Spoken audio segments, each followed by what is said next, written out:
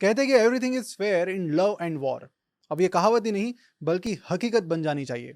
जैसे कि हमें पता है कि 22 अप्रैल को कश्मीर में एक टेररिस्ट अटैक होता है, जहां पर 27 निर्दोष टूरिस्ट को टेररिस्ट ने बड़े ही बेरहमी से मार डाला और काफी सारे टूरिस्ट आज भी हॉस्पिटलाइज्ड है।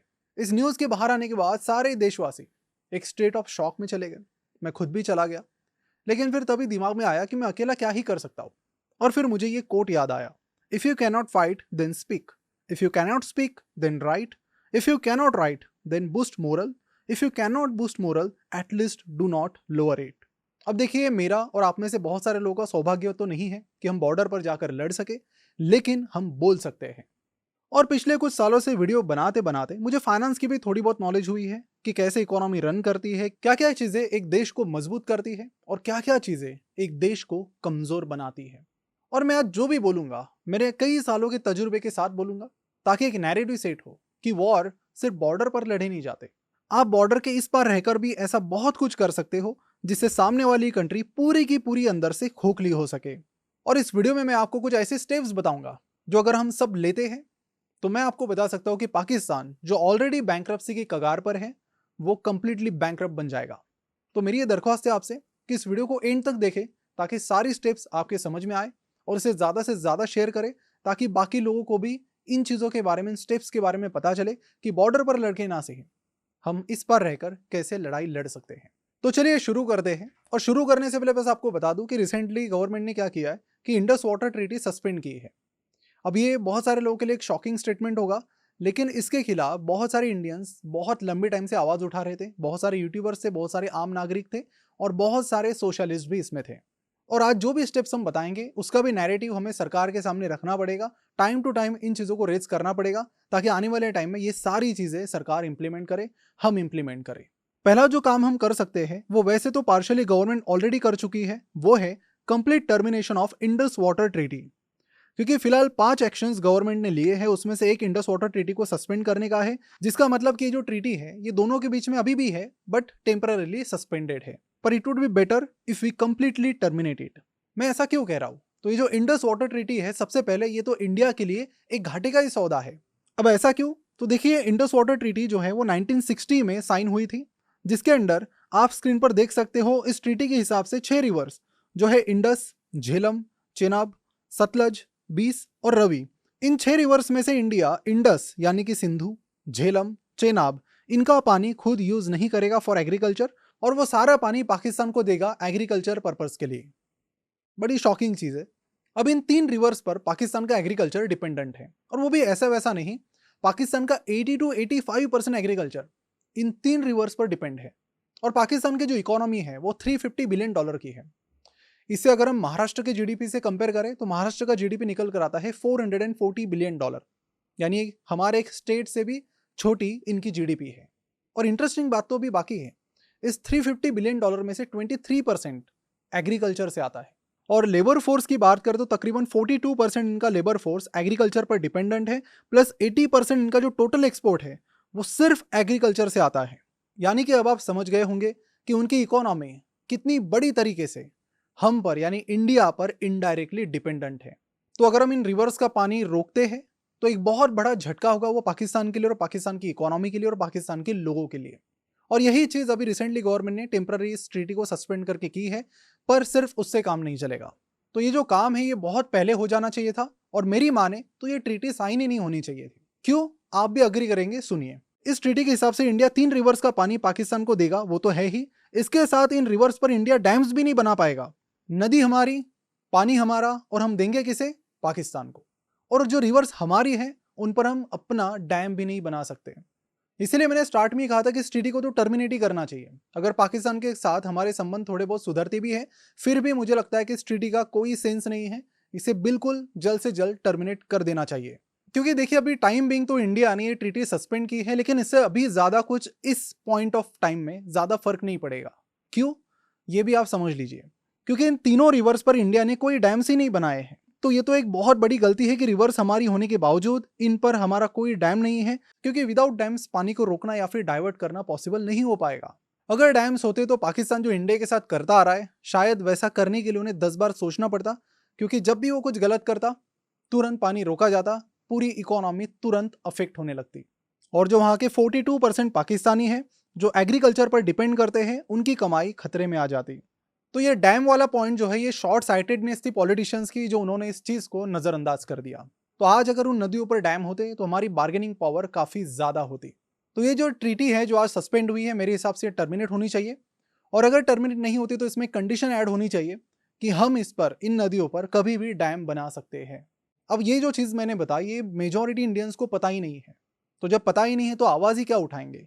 तो ये हो गई हमारी पहली स्टेप। अब दूसरी स्टेप की बात करते हैं। अब दूसरी जो एक्शन इंडिया ले सकता है to build pressure on IMF, that is International Monetary Fund and World Bank, to not give out more loans to Pakistan. Pakistan बनने के बाद 25 बार IMF और वर्ल्ड बैंक ने पाकिस्तान को बेल आउट किया है, 25 बार। और इनकी इकोनॉमी पर अगर आप नजर डालेंगे तो इनकी इकोनॉमी पूरी तरह से बेल आउट और लोन्स पर ही डिपेंडेंट है। कभी IMF से लोन लेते हैं, तो कभी सऊदी से, तो कभी UAE से, कतार से, और रिसेंटली चाइना से ले रहे हैं। अभी रिसेंटली आपको याद होगा 2024 में ऐसी न्यूज आई कि पाकिस्तान बैंकरप्ट हो रहा है। सुनी होगी आपने, लेकिन हुआ नहीं। पता है क्यों नहीं हुआ? क्योंकि सितंबर 2024 में IMF ने इन्हें $7 बिलियन का लोन दिया था। तब जाके कहा ये लोग स्टेबल हुए। और इनफैक्ट अगर आप देखेंगे इंटरेस्टिंग बात, तो पाकिस्तान का जो रिजर्व है वो भी सिर्फ $8 बिलियन का ही है। तो आप समझ गए होंगे कि पाकिस्तान अंदर से पूरी तरह से खोखला है। अगर IMF, वर्ल्ड बैंक इन्हें लोन देना बंद करें तो इंडिया को एक मिसाइल दागने की भी जरूरत नहीं है पाकिस्तान पर। और मुझे लगता है मिसाइल भी बड़ी बात हो गई, एक बुलेट चलाने की भी जरूरत नहीं पड़ेगी और ये कंट्री खुद ब खुद बर्बाद हो जाएगी। तो इंडिया सबसे पहले यहाँ पर IMF पर प्रेशर डाल सकता है कि वो बार बार पाकिस्तान को लोन्स ना दे, और अगर कोई लोन जा रहा है तो वो प्रॉपर चीज के लिए ही यूज हो, और जो भी लोन दे रहा है उसका कुछ भी हिस्सा डिफेंस के लिए इस्तेमाल ना हो। क्योंकि अभी रिसेंटली पाकिस्तान के डिफेंस मिनिस्टर ने कहा है कि वो पिछले 3 दशकों से टेररिस्ट को फंडिंग कर रहे हैं। ये डिफेंस मिनिस्टर का वहां के कहना है। अब ये हो गई दूसरी स्टेप। अब इंडिया एक पावरफुल कंट्री है, चौथी सबसे बड़ी इकोनॉमी है और तीसरी सबसे बड़ी इकोनॉमी बनने जा रही है।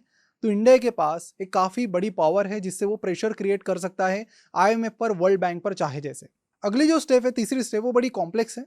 अभी रिसेंटली US के vice president JD Vance India दौरे पर आए थे। उन्होंने कश्मीर में अटैक के बाद इंडिया को ऑफर दिया कि वो F-35 फाइटर जेट US से खरीद ले ताकि इंडिया को एयर स्पेस में सुपेरियरिटी मिले। ठीक है, पर एक चीज यहां पर समझने वाली कि ये सेम US पाकिस्तान को भी आर्म सप्लाई करता है। इनफैक्ट पाकिस्तान को F-16 combat aircraft, surveillance aircraft, phalanx gun system, anti tank missiles, ये देने वाला कौन है? खुद US। In fact US billions of dollars Pakistan को दे चुका है फॉर पाकिस्तान मिलिट्री अपग्रेडेशन। यानी कि एक तरफ तो US बोलता है कि सुपेरियरिटी के लिए आप हमसे एडवांस चीजें ले लो, साथ ही वो बहुत सारे आर्म्स पाकिस्तान को भी बेचेंगे ताकि उनके भी जो वेपन्स है वो अपग्रेड हो पाए। और मुझे लगता है ये बदलने की जरूरत है। हमारा जो डिफेंस बजट है उसके सामने पाकिस्तान का डिफेंस बजट कुछ भी नहीं है। तो ऐसे में हम सप्लायर के साथ ये अग्रीमेंट कर सकते हैं कि अगर आप हमें आर्म सप्लाई कर रहे हो तो आप पाकिस्तान को नहीं कर सकते। As simple as that. इससे हम ये मेक श्योर करेंगे कि जो भी मेजर आर्म सप्लायर कंट्रीज हैं वो पाकिस्तान को आर्म सप्लाई नहीं करे। और इस चीज के लिए हमारी डिफेंस मिनिस्ट्री को आगे आना पड़ेगा। अगली यानी चौथी जो स्टेप है वो इंस्पायर्ड है डोनाल्ड ट्रंप से, और इसका नाम है टैरिफ्स। जैसे डोनाल्ड ट्रंप ने देखा कि US के हित में कुछ चीज़ें हो सकती है, हालांकि उन्होंने, मुझे लगता है कि काफ़ी सारी चीज़ें जल्दबाजी में ली और उसमें से काफ़ी कुछ कंट्रोवर्शियल भी रही, लेकिन उसी टैरिफ के कंसेप्ट को हम सही तरीके से अप्लाई कर सकते हैं कि अगर कोई कंट्री हद से ज़्यादा ट्रेड कर रही है पाकिस्तान के साथ, तो उन्हें हम कह सकते हैं कि अगर आपको इंडिया के साथ ट्रेड करना है तो आपको पाकिस्तान के साथ ट्रेड करना बंद करना पड़ेगा, अदरवाइज 20, 30, 40% वॉट एवर टैरिफ हम आप पर अप्लाई करेंगे। अब देखिए, किसी भी कंट्री के लिए इंडिया एक बहुत बड़ा मार्केट है, पाकिस्तान उसके सामने कुछ भी नहीं है। तो ऐसे में ये प्रेशर बिल्ड करके हम सारा जो कॉमर्स है, सारे जो कमर्शियल चीज़ें हैं, उसके लिए इस तरह के टैरिफ्स बनाकर पाकिस्तान के साथ कंपनीज का और कंट्रीज का ट्रेड बंद करवा सकते हैं और बहुत हद तक कम करवा सकते हैं। और यहाँ पर एक इंटरेस्टिंग फैक्ट आपको बताता हूँ कि पाकिस्तान को वहाँ की गवर्नमेंट नहीं चलाती है, सबको पता है, वहाँ की आर्मी चलाती है। लेकिन बहुत सारे लोगों को पता नहीं है कि इनफैक्ट पाकिस्तान की आर्मी एक बहुत बड़ी कॉन्ग्लोमरेट ग्रुप है जिसे फौजी ग्रुप कहते हैं। इस ग्रुप में डजन्स ऑफ कंपनीज है जो sugar, fertiliser, foods, oil, finance, हर फील्ड में ये है, और इन कंपनीज को पूरी तरह से एक्स आर्मी मैन चलाते हैं। पाकिस्तान की अगर टॉप कंपनीज को उठाया जाए तो उसमें बहुत सारी फौजी ग्रुप की कंपनीज आपको मिलेगी। तो अगर हमें पाकिस्तान से बिना गोली चलाए जीतना है तो इनके आर्मी ग्रुप की कंपनीज को खत्म करना होगा, तभी आर्मी का कंट्रोल पाकिस्तान की पॉलिटिक्स में कम होगा। क्योंकि पाकिस्तान के बारे में कहावत है, एक्चुअली एक नहीं 2 कहावतें हैं। पहला ये कि every country has an army but in Pakistan the army has a country. और दूसरी, Pakistan army has never von a war and never lost an election. पांचवी यानी आखिरी जो स्टेप है, इसमें हमारा रोल बड़ा इंपॉर्टेंट है। यहाँ पर हमें और गवर्नमेंट को ये फोर्स करना पड़ेगा सोशल मीडिया कंपनीज को कि वो अपनी सर्विसेज पाकिस्तान में ब्लॉक करें। देखिए, social media platforms like Facebook, Instagram, YouTube, Snapchat वगैरह, जीमेल हो गया, व्हाट्सएप हो गया, इन सारे प्लेटफॉर्म्स को बहुत सारे बिजनेसेस यूज कर रहे हैं। साथ ही आम लोग कन्वर्सेशन के लिए इसका इस्तेमाल कर रहे हैं। लेकिन टेररिस्ट भी आज के डेट में बहुत ज्यादा मात्रा में इन प्लेटफॉर्म्स का इस्तेमाल कर रहे हैं। पर किस लिए? तो अपना प्रोपेगेंडा फैलाने के लिए, रिक्रूटमेंट के लिए। तो इंडिया के यूजर्स, इंडिया की गवर्नमेंट ये प्रेशर इन कंपनीज पर बना सकती है कि या तो आप इंडिया के साथ काम करो या फिर अपनी सर्विसेज पाकिस्तान में चलाओ। You have to choose one. हालांकि बहुत ही टफ डिसीजन होगा, लेकिन ऐसे टफ टाइम में टफ डिसीजंस लेंगे तो परमानेंट इसका सोल्यूशन धीरे धीरे हमें मिलता चला जाएगा। तो इस तरह से इन 5 स्टेप से पूरी पाकिस्तान की इकोनॉमी को हम घुटनों पर ला सकते हैं। तो ये सारी चीजें जो इंडिया पाकिस्तान के साथ कर सकती है। बहुत सारे लोग वॉर की बात कर रहे हैं, उसमें भी काफी हद तक चीजें रिटेलिएट करना चाहिए मेरे हिसाब से। लेकिन साथ ही अगर हम ये चीजें करते तो पूरी इकोनॉमी को उनकी हम बर्बाद कर सकते हैं इन 5 स्टेप्स की मदद से। और इन पूरे 5 चीजों को करने की जरूरत नहीं, उनमें से 1-2 भी होती है तो इंडिया का काम बन जाएगा और पाकिस्तान बैंकरप्ट हो जाएगा। तो इस वीडियो को ज्यादा से ज्यादा लोगों के साथ शेयर कीजिए ताकि उन्हें भी पता चले कि कैसे हम पाकिस्तान को बर्बाद कर सकते हैं इंडिया बैठ के, और कैसे इन मुद्दों को हम सरकार के सामने ला सकते हैं, और कैसे ज्यादा से ज्यादा लोगों तक और सरकार तक ये वीडियो हम पहुंचा सकते हैं। So share it as much as possible. Thank you so much. और क्या क्या चीजें इंडिया को करनी चाहिए जिससे पाकिस्तान फाइनेंशियली बर्बाद हो, नीचे कमेंट करके जरूर बताइए। जय हिंद।